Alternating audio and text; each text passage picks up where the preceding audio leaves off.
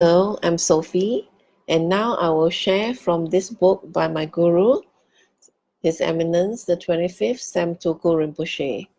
And this is the book that I'll be reading from now, The Living Buddha Within, Sam Rinpoche.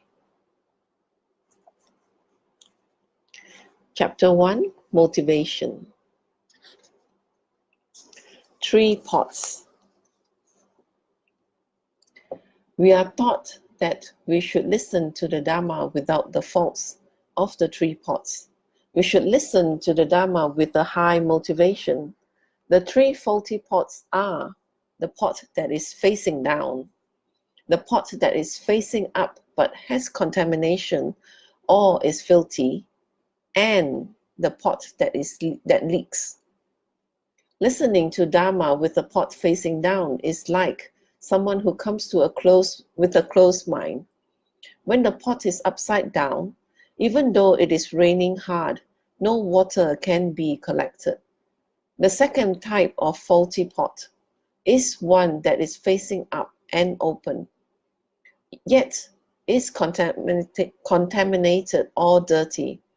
Even if you are to put the cleanest and finest water in that pot to drink, it will be contaminated, even though the content is good. In this example, it symbolizes coming to the Dharma with wrong motivations. For example, some of you want to listen to the Dharma to pass time, or because you are bored, or you wish to find methods to get wealthy, stay young, remain beautiful, or simply to have a good life. This is listening to the Dharma with a faulty pot, or with a pot that is contaminated, and therefore the motivation is contaminated. Finally, the third pot is the one that has leaks through its cracks. Whenever you listen to the Dharma, you may agree with it. You may like it. You may think of it. Think it is excellent and wonderful. Yet after a Dharma talk, you cannot remember what was said, nor are you able to practice it. It simply goes in one ear and comes out the other. So if we wish to learn the Dharma, we should not listen to the teachings like the 3 faulty pots. We should not listen to the Dharma with a low motivation, that we may receive good healthy life or money, or gain the favor of a deity that will help us to sustain a long life. Or we may gain some practice so that we may have a good future life. We should not listen to the Dharma or practice the Dharma with low motivations when we have such a precious jewel.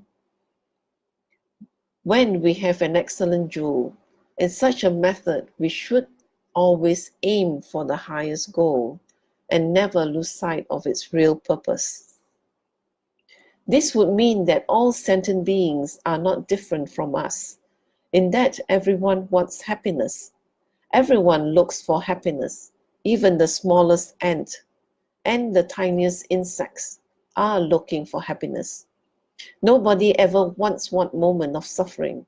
On that basis, there is no difference between others and myself.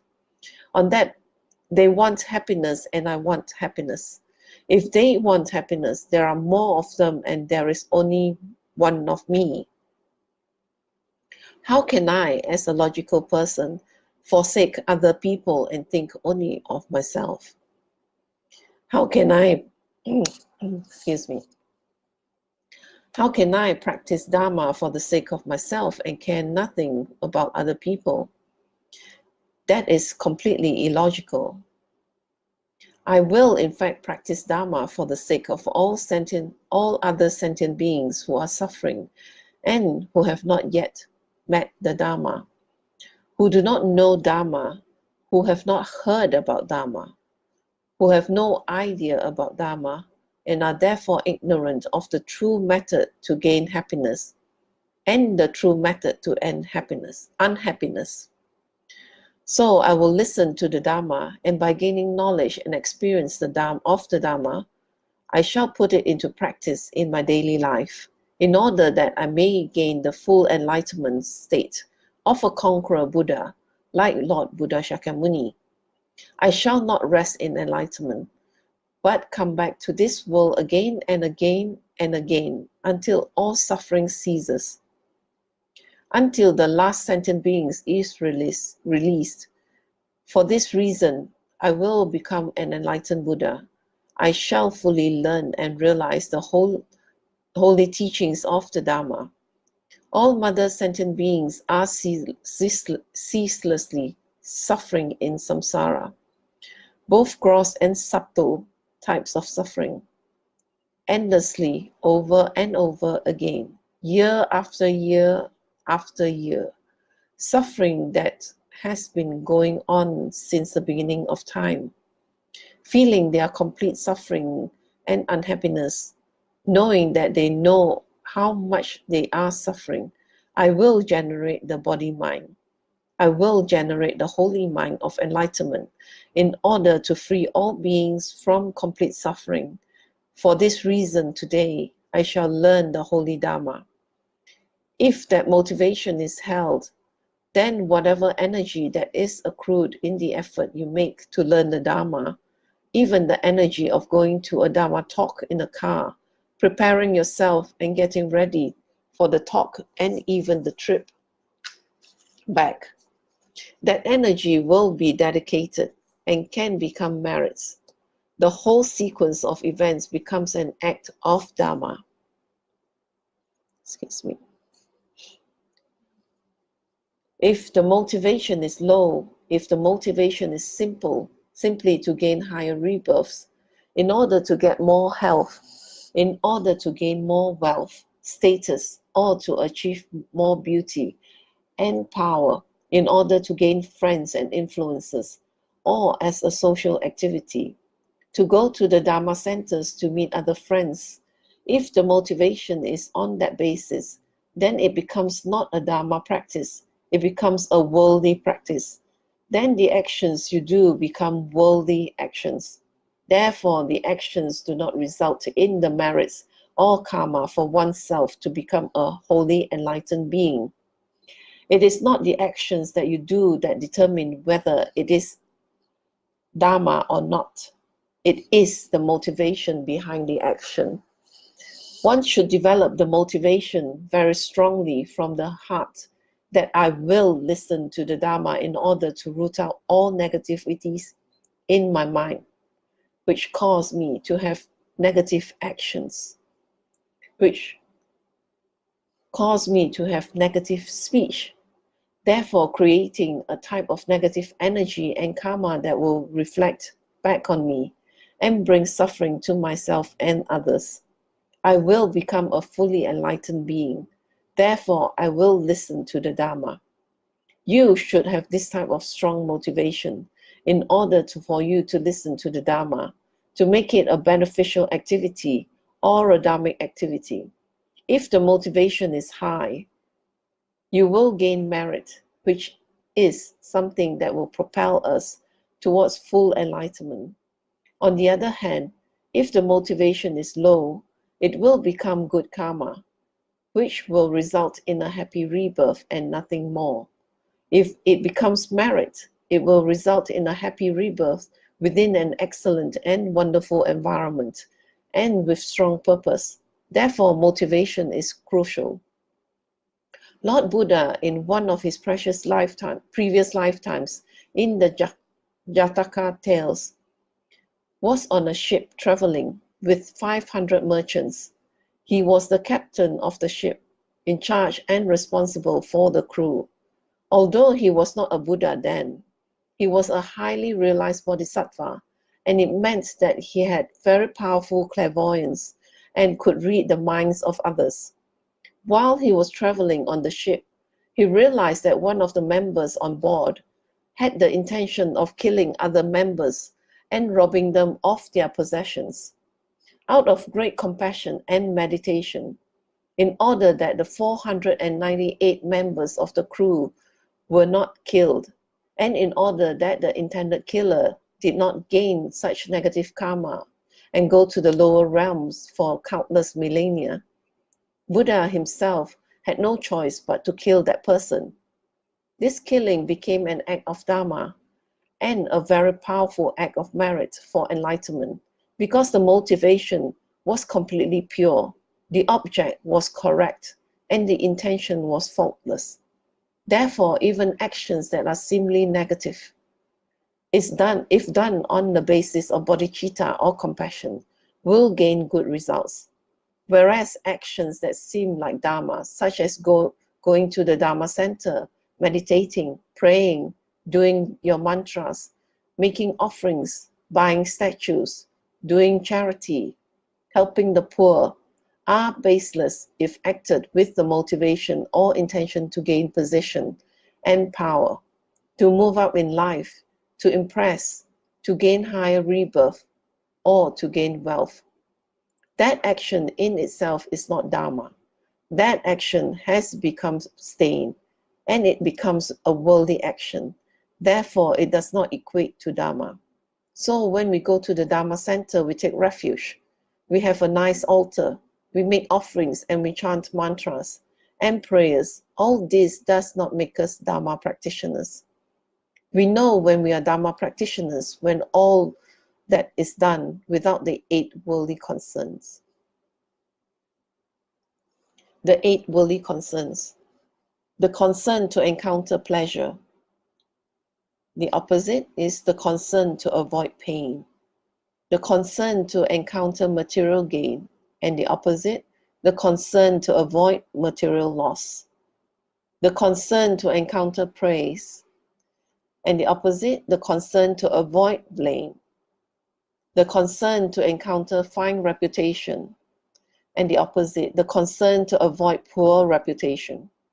Any Dharma action, in order for it to be qualified as a Dharma action, must be free of the 8 worldly concerns, also known as the 8 worldly Dharmas. These are the concern to encounter pleasures, the concern to encounter material gain, the concern to encounter praise, the concern to encounter fine reputation, to acquire fine reputation, the concern to avoid pain, to avoid material loss, to avoid blame and poor reputation.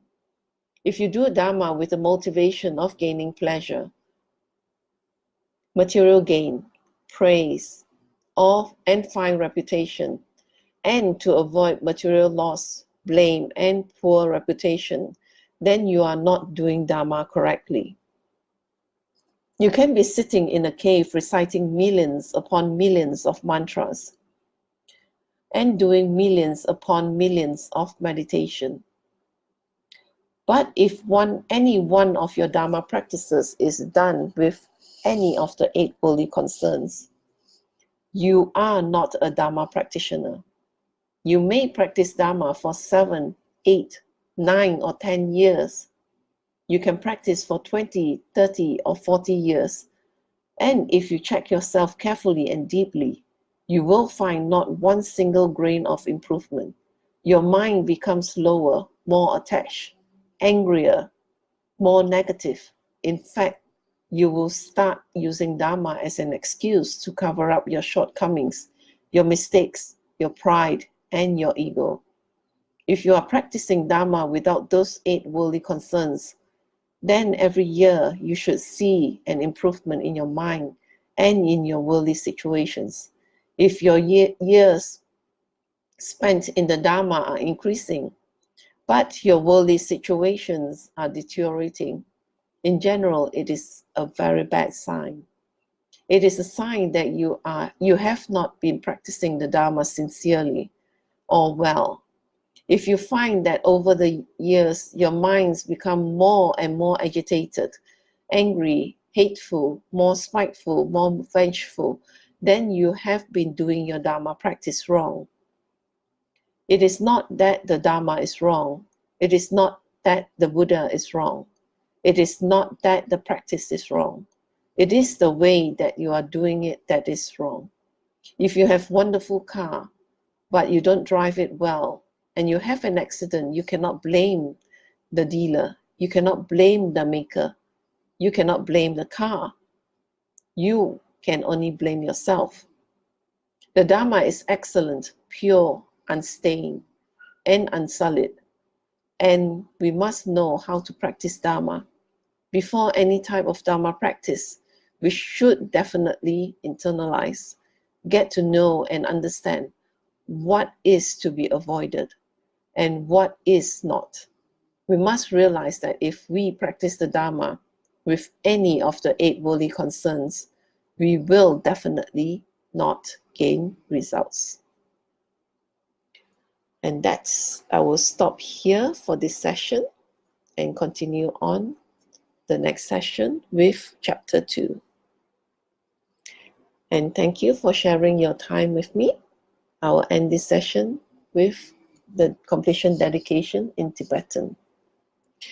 Yang yo sen yo rin bo shi ma ge pa nam ge shi ge pa nam pa pa yang gon ne gon du pe wa shu tu ni to rin bo shi ma ge pa nam ge shi ge pa nam pa me pa yang gon ne gon du pe wa shu da so je ne sa pa ge wa di ta na tro wa gun na ga pa da je pa je su no san tra pa yi tam ping ge po ri tu sa se shu ke wa kun tu yan da la ma da dro mi cho ki pa la lo cho jin sa dam lang yi ya te ra so ne do je shang yi ngo pa nga tu so ge wa di yo de da la ma sang ge dru yo ne do wa chi ke ma lo pa ne sa la ko pa shu cho ki ga pu sung ga pa cho su na pa pe wa ke ki sa ma si wa da tu ge ma lo sa wa shu da da sung ge de sun da dro wa song yi la te ni ke wa la san dro pa yi tam pa yo re pa gi shi ni mo de le sen de le ni mi gu nyan de shi ni sen ta tu de le pa ko cho sung yi yin gi lo ko cho sung yi ngo tu so ko cho sung yi tra si shu je su na ma ko se rap ti chi no ba tri ni cho yo ge pa da no sam tem pe dro mi sap sung yi dro we mu sa ta tu ni gi shi Gang we raw we ko shin kam den pen na down ma lu go ni chen se one ten sing get so chop me shi de ba du den gi shi home don't be out from malupa then the la so ko na ne pa lo ju nam ke pa so shik shuk ten so